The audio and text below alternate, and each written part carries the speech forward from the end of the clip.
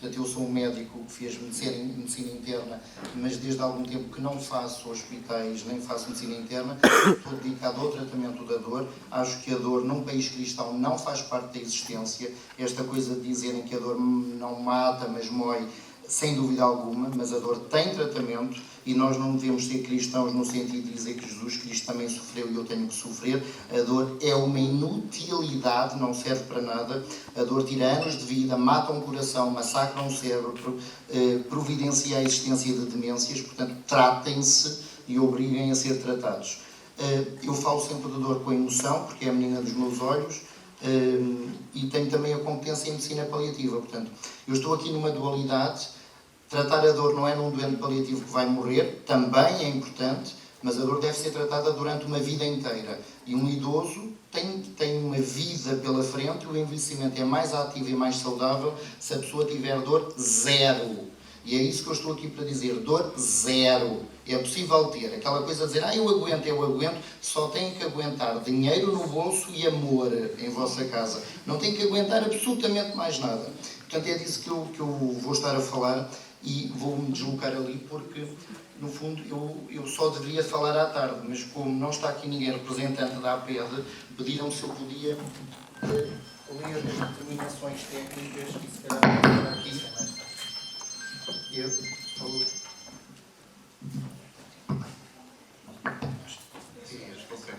Então, ok.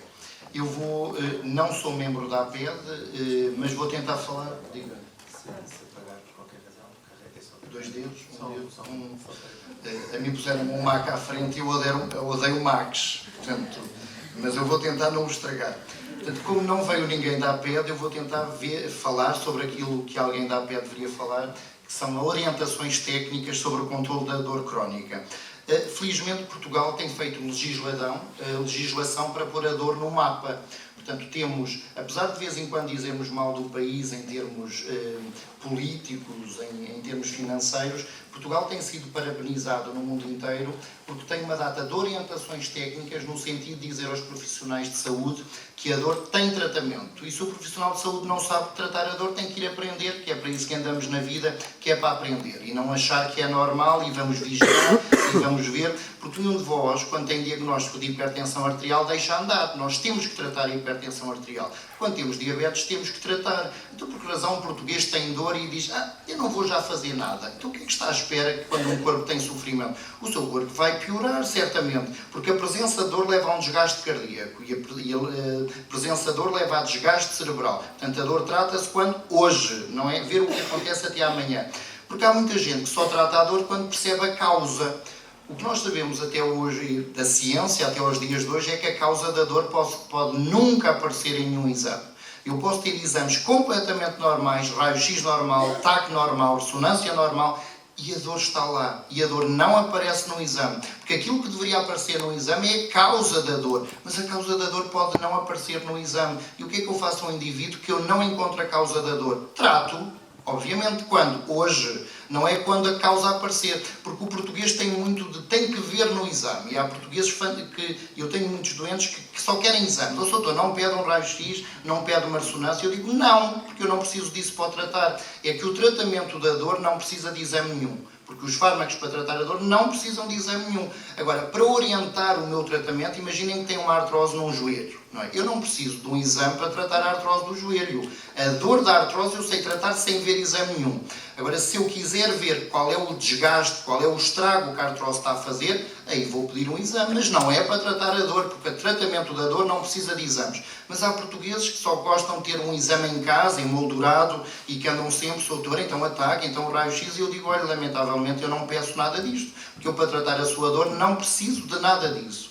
E, portanto, a Direção-Geral de Saúde tem uma série de orientações técnicas de como tratar um doente com dor, sendo que esse doente, se tiver idade mais avançada, temos que ter alguns cuidados em particular. Eu estou aqui a andar, não levem a mal estar a olhar para o monitor, mas eu não vinha preparado para isto, e estou aqui a passar os olhos pelo que diz a Direção-Geral de Saúde e aquilo que explica aos médicos, o que é que um médico tem que fazer, particularmente um médico de família ou outro profissional qualquer, sempre que detecta que um idoso se queixa de alguma problemática dolorosa. Em primeiro lugar, diz que É obrigatório cada vez que um médico de família esteja a observar um doente, perguntar-lhe se tem dor, não é? E tem que ter uma grande atenção, é que às vezes o idoso não diz que tem dor, porque nem sempre sabe que aquilo que tem no corpo é dor. Às vezes tem formigueiros, às vezes tem dormências, outras vezes tem espetos, outras vezes é um mal que vem e que vai, e por isso eu tenho que pôr a pessoa a dizer, fale-me do seu desconforto, fale-me do mal-estar que sente, e não especificamente fale-me da dor. Porque eu tenho doentes que me dizem, doutor, dores não tenho nenhumas, o que eu tenho são formigueiros nos pés. Ora, isso é dor. Incómodos na barriga é dor, incómodos urinários é dor, porque hoje em dia a dor é todo o desconforto que o ser humano tenha, físico, emocional, social, tudo isso causa sofrimento. E, portanto, quando eu estou a observar numa consulta um doente, tenho que sempre tentar ver se existe alguma maleita que possa explicar dor. E por isso, perguntar sempre, mesmo que o idoso, que às vezes pode ter limitações no sentido de comunicação ou mesmo literárias e pode não saber expressar a sua dor, portanto, com linguagem muito simples, fale-me, por exemplo, como alguns doentes meus, imaginem, eu tenho um doente que me lembra e que falo sempre no meio destas temáticas e destes congressos, há um doente que me marcou imenso que dizia, doutor, eu tenho uma dor no meio da barriga, ali junto ao umbigo, e são 3 cães a morder. O cão do meio, que é o mais pequenino, é o que me morde mais. E nós dizemos, bem, que descrição ridícula, mas o que é isto?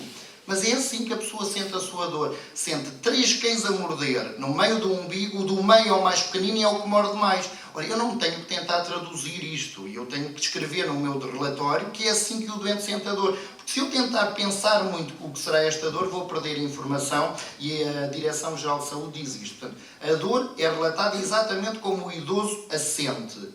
Ora, e depois tenho que ver que alguns idosos, como dor para eles é o que eles tiveram no passado, por exemplo, quando tiveram uma fratura de um osso, quando bateram com um braço em qualquer lado, e têm este conceito de dor, e quando eu digo que tenho dor, como a memória deles chama para isso, eles dizem, não, neste momento não tenho dor. E nós perguntamos, e um mal-estar? E um incómodo? E um queimor? E um formigueiro? Não sentem em nenhuma parte do corpo? Portanto, é usar outra linguagem para o idoso. A enfermeira Catarina Pazes vai-vos falar de como avaliar a dor. Portanto, o relatório da Direção-Geral de Saúde aponta aqui uma data de escalas que podem ser usadas, mas que irá falar certamente a seguir. Portanto, não vou gastar o meu tempo a falar disto, mas aqui a Direção-Geral de Saúde diz que quando eu tenho um idoso na consulta, tenho que lhe aplicar uma escala, de acordo com a literacia dele e com a compreensão, que possa, no fundo, demonstrar ao outro como é que ele sente a dor e como é que ele a quantifica. Depois, usar diagramas do corpo. Ou se o idoso for à consulta, por exemplo, com um cuidador principal, ou se estiver internado numa instituição, às vezes é usar um colega, ou outra pessoa, ou outro profissional, e dizer à pessoa com idade mais avançada aponte no corpo desta pessoa a zona que mais lhe dói. Porque às vezes é muito difícil para o idoso apontar no seu próprio corpo quando a dor é em zonas mais difíceis de acesso. Então chamarem um profissional, um enfermeiro, um técnico, quem seja, ou mesmo o cuidador principal e dizer, olha, aponte no corpo da outra pessoa a zona que lhe dói. E, portanto, ou então, numa imagem que esteja numa parede de um corpo humano, onde é que lhe dói? Qual é a zona do corpo que lhe está aí a causar alguma perturbação? Depois, ver se aquilo que o idoso relata, por exemplo, uma dor no joelho, e ver se esta dor no joelho corresponde a uma observação técnica. Será que o edema está inchado? Se há cá limitação nos movimentos? Será que quando eu ponho a mão no joelho sinto crepitações, sinto qualquer movimento por baixo? Portanto, isso é medicina e é isso que fazemos habitualmente.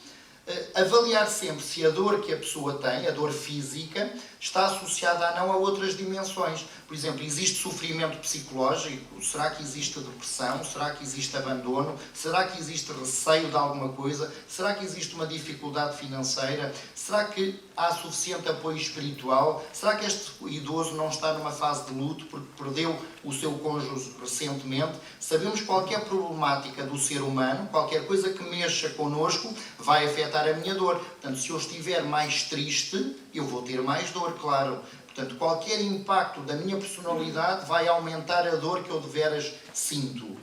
Depois perguntar ao cuidador como é que são as coisas em casa. Para alguém que tenha um cuidador em casa, formal ou informal, é pedir ajuda na descrição. Mas quando é que ele se queixa? É quando se senta? É quando se deita? Durante a noite há gemido? Quando é que aparece a principal queixa? Portanto, pedir ajuda de um elemento que possa viver naquele agregado familiar ou num colega de quarto, ou num colega de instituição. Realmente, quando é que a pessoa se queixa? Quais são as limitações de movimentos que possa ter? Quando queremos tratar a dor, devemos primeiro ver se há medidas não farmacológicas que eu possa integrar. E aqui a opção não é começar primeiro pelas não farmacológicas e depois ir às farmacológicas. Não, é começar tudo ao mesmo tempo. Se a dor for ligeira, eu posso tentar tratar a dor com medidas não farmacológicas e todos nós fazemos isto. De vez em quando uma botija de água quente para tentar relaxar um músculo, ou se é uma dor mais aguda, um gelo, por exemplo, numa articulação ou num processo também muscular, ou então um banho de água quente, uma pequena massagem local. São estas medidas que sabemos, ou a aplicação de um creme ou de qualquer substância mais oleosa que permita fazer uma massagem e transferir calor para a pele. Portanto, são medidas não farmacológicas que nós introduzimos e que também, no ato de cuidar, também procuramos. Um enfermeiro certamente vai ter cuidado também a posicionar bem o corpo, ou um ajudante de um lar a tentar, nas transferências ou no posicionamento no corpo do leito, tentar arranjar posturas que sejam de menos contratura e que permitam que o corpo esteja mais relaxado. E também se diz que a melhor forma de ficar sem dor não é com uma baixa médica. A melhor forma de ficar sem dor é mexendo-se. Durante algum tempo o indivíduo queixava-se de dor e lá ia de baixa médica. Hoje em dia, e estamos a falar sobretudo para um idoso que já esteja reformado, esse problema não se põe, mas nós devemos dizer é que o acamamento vai ser prejudicial em relação à dor. Então tem que se mexer, nem que seja com exercícios passivos na cama. Tentar na sua cama, olha, tente dobrar o joelho, mesmo que não consiga, tente. Tente fazer rotação do pé, flexão do pé. São os movimentos mesmo passivos que possa fazer, ou daqueles que vão ter menos amplitude, mas só a tentativa de tentar mesmo no leito, tente mexer, tente dobrar, estas pequenas coisas do exercício que são extremamente fundamentais no tratamento da dor. Como sabem, o envelhecimento ativo põe o exercício físico como sendo, no fundo, crucial no desenvolvimento da saúde. Também, se tivermos acesso a uma consulta em que se possa aplicar outras medidas, por exemplo, de fisiatria, os calores, os ultrassons, tudo bem, mas aí já estamos mais numa perícia que às vezes nas residências, nos institutos não há, mas a Direção-Geral de Saúde diz que deve ser combatida agressivamente a imobilização. Portanto, tem que ser explicada à pessoa que tem que se mobilizar e mesmo que não seja de forma muito proativa, de forma passiva, fazer pequenos movimentos. Depois não é porque uma pessoa já tenha idade avançada que não se vai pedir a opinião, por exemplo, de um cirurgião, de um ortopedista, para ver se é possível operar aquela artrose, se é possível colocar uma prótese. Mas como estamos a falar de dor, também tenho que saber o seguinte: o facto de eu colocar uma prótese num joelho não me tira a dor. É que tem que se perceber uma coisa: quando eu coloco uma prótese é para melhorar os movimentos, mas a dor pode continuar lá. Hoje em dia sabemos que toda a dor que existe há mais de 3 meses, se eu não exigir ao meu médico de família que a trate agressivamente, ela vai sempre piorar. E não é com prótese que eu tiro a dor, porque eu posso até remover a artrose, pôr um joelho todo novo, mas como eu criei memória da dor, apesar da prótese, a dor continua lá. E isto é muito importante salientarmos isto, porque vivemos num país em que, sobretudo os profissionais de saúde, o indivíduo foi amputado, não tem o pé e dizem que os doentes podem ter dores fantasma. Não está lá o pé, mas a dor pode continuar. Eu acho estranho acreditarmos que quando o pé não está lá, a dor pode continuar, mas se o pé continuar lá e eu não vir qualquer causa num exame, eu duvido da presença de dor. Isto é um país estranho. Eu acredito numa dor fantasma, mas tenho dificuldade em acreditar numa dor real porque não a vejo nos exames. É esta dualidade de ser português e que às vezes nos confunde.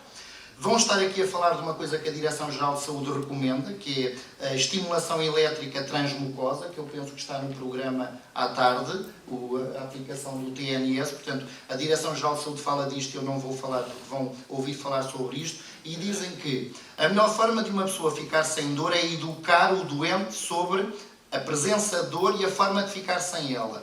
Diz a Direção-Geral de Saúde, diga ao seu doente que a dor não é um castigo de Deus e não é por Jesus Cristo ter tido dor que o ser humano tem que ter dor. E também se a pessoa tiver dor porque acha que foi uma dádiva de Deus, temos que lhe fazer ver, mas aí não é a Direção-Geral de Saúde, sou eu, que os médicos, os enfermeiros, os técnicos também são pessoas de Deus. E perante o sofrimento do outro, que o outro aceita, também tem que ver que o profissional de saúde também é uma presença de Deus na Terra. E os analgésicos também. Portanto, as pessoas têm que pôr tudo junto dentro do corpo, porque não há no vosso corpo uma parte de Deus a dizer fica com dor e depois diz, olha, não aceites analgésicos porque eles são do diabo. Não me parece que seja assim que eu tenha fé crescendo dentro de mim. Ora, também tenho que ensinar ao meu idoso estratégias cognitivas para ele ficar sem dor. Em primeiro lugar, para perceber qual é a causa de dor. Olha, tem ossos que estão, de certa forma, deformados e, por isso, se calhar, os movimentos do seu joelho vão estar mais limitados. Mas, em vez de se dobrar desta forma, tente fazer desta forma. Ou tente apoiar-se numa coisa quando se tenta dobrar. Pequenas estratégias mais cognitivas que, quando há capacidade de entendimento, explicar muito bem o que se está a passar. E usar as técnicas distrativas. Claro que se uma pessoa estiver num quarto de uma residência, sem qualquer intervenção, olhar para um teto, claro que vai ficar triste, deprimido e a sua dor vai aumentar. Se eu distrair a pessoa, melhor. Como é que eu distraio alguém? Com conversa, com toque, com atividades terapêuticas, com música, com leitura. Se eu tirar o idoso do seu sofrimento, ajuda a esquecer-se da presença da dor. Em relação aos fármacos, a Direção-Geral de Saúde diz o seguinte, diz que sempre que houver, e aí a enfermeira Catarina Pazes vai-vos falar disto, sempre que o idoso relatar que tem uma dor ligeira, aquela dor que de vez em quando temos, a Direção-Geral de Saúde diz que uma dor ligeira trata-se com analgésicos simples. E também temos que perceber que em Portugal só existem dois tipos de analgésicos. Os analgésicos são não opioides ou opioides. Vão ouvir falar muito de opioides porque no meu corpo a dor é tratada com opioides. É estranho quando eu falo para uma população de portugueses que me dizem assim, quando eu pergunto, existe algum fármaco em Portugal para a dor que não gostasse de fazer? E todos os meus doentes, 100% dos meus doentes, que são portugueses, porque os estrangeiros não têm esta atitude, felizmente, 100% dos portugueses dizem-me, doutor, eu não gostava de fazer morfina. E eu pergunto, porquê? Porque eu já tive alguém que morreu com morfina. As pessoas não morrem da morfina, as pessoas morrem de cancro, morrem de esclerose, porque a morfina não mata, a não ser que seja um homicídio. Nós, em saúde, não fazemos homicídios e deveríamos não fazer eutanásia, nem ativa nem passiva. Os opioides são essenciais à vida humana. Se vos tirarem os opioides do corpo, morrem logo a seguir. E não têm tantas dores, porque no vosso corpo estão a circular diariamente opioides. E é tão estranho que me dizem que causam toxicodependência. Estranho dizerem que os opioides causam toxicodependência. Se eu vejo em todos os lares e todas as residências, toda a gente a fazer lorazepams, bromazepams, alprazolans, tudo o que acaba em pans e o que seja, causa toxicodependência. Mas se calhar há aqui várias pessoas nesta sala que fazem alprazolam, lorazepam. Se calhar não sabem, mas se calhar se eu falar em lorenin, se falar em bromalex, isso não causa toxicodependência? Pergunto. É que causa, enorme. Mas porque esses sim opioides nem pensar? É sobre isso que eu também vou estar a falar à tarde, porque a Direção-Geral de Saúde diz, dores ligeiras eu não prescrevo um opioide, corretíssimo. Mas diz a Direção-Geral de Saúde, sempre que o idoso tiver uma dor moderada, e o que é uma dor moderada? É uma dor superior a 3, vamos estar a falar disto numa escala numérica de 0 a 10, então se o idoso disser que a dor é de 4, tem que começar um opioide quando? Hoje. Olha, não temos nada disto na nossa cabeça, porque nós somos todos opiófagos, temos um mito. Dizemos, mas se eu puder usar um relaxante muscular, um anti-inflamatório, um Benuron, a dor vai passando. Claro, também se tiverem hipertensão e fizerem dieta sem sal, a tensão fica melhor. A questão é, vão lá dentro da artéria ou do vaso fazer alguma coisa com dieta sem sal? Ajuda, mas precisam de outras coisas. Porquê que na dor não prescrevem logo um opioide? Quando a dor é moderada, é insuportável, porque temos mitos. E aquilo que temos aqui, que é o mito, é a coisa mais dramática de tirar. São precisos anos para ter mudanças culturais. Ora, quando eu não fui habituado a prescrever opioides, e também vou estar a falar de uma coisa muito interessante, que é a cannabis. Ora, em Portugal, se os opioides já são o que são, existem em Portugal há mais de 40 anos e ninguém os quer prescrever, imaginem agora a erva chamada cannabis, portanto. Os estrangeiros, quando chegam cá, dizem, doutor, eu tenho uma dor moderada, eu quero um opioide já. O português diz não, eu vou a Fátima e atiro-me lá a qualquer ribanceira e vou ficar sem dor. E depois de Fátima vou também à Vila Nova não sei de quê, à Senhora dos Passos e fico sem dor. Ora, orar faz bem. E se forem aos Açores, não se esqueçam de visitar uma capelinha que tem lá um painel de azulejos do século XVII que diz assim: se a dor te dilacera, não desesperes nunca. Ora, confia e espera. Há portugueses à espera do seu médico de família há 60 anos para ficar sem dor. Parece muito tempo. Se eu fosse o doente, eu não esperaria tanto tempo, que eu faria queixa direta. Como vem, eu sou polémico nestas coisas. Porque existem analgésicos que tiram a dor a um ser humano no próprio dia.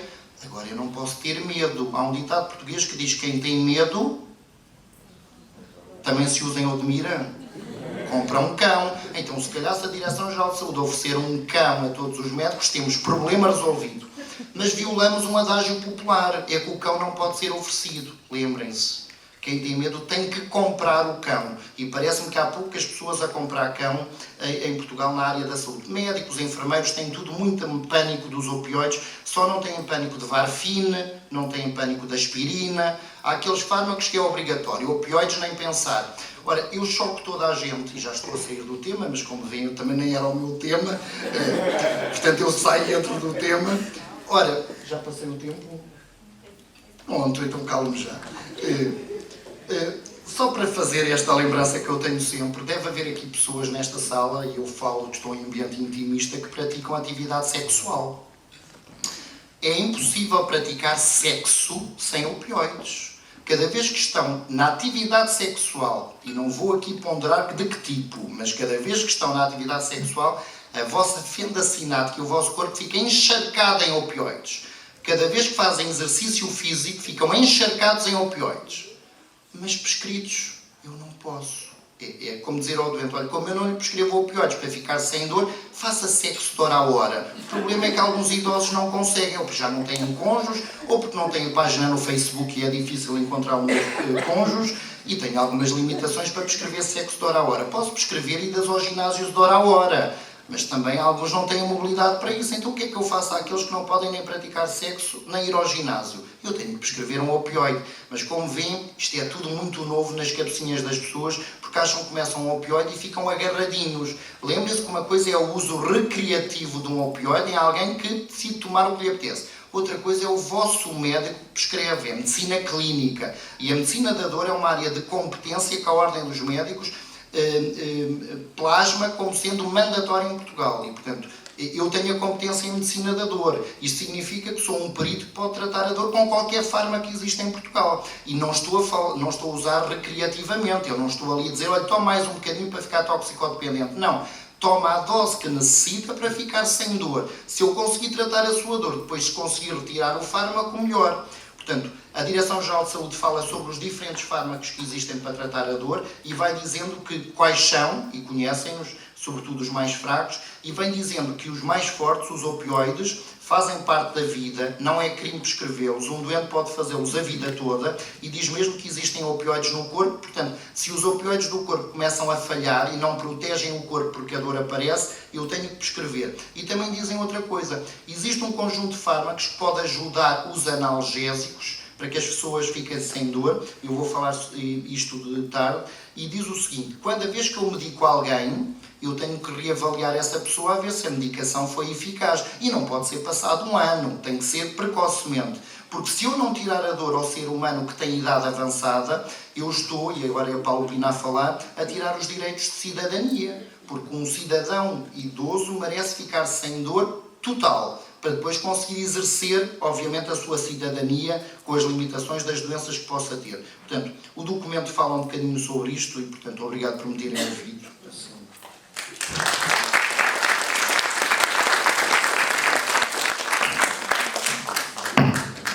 Bem, depois desta palestra inaugural sobre as orientações da Direção-Geral de Saúde no tratamento da dor crónica na pessoa idosa, Vamos ouvir agora a enfermeira Catarina Pazes, que é coordenadora da equipa de enfermagem da equipa Beja Mais de Cuidados Paliativos, uma equipa comunitária, e vem também a este painel falar de métodos e técnicas na avaliação da dor, também como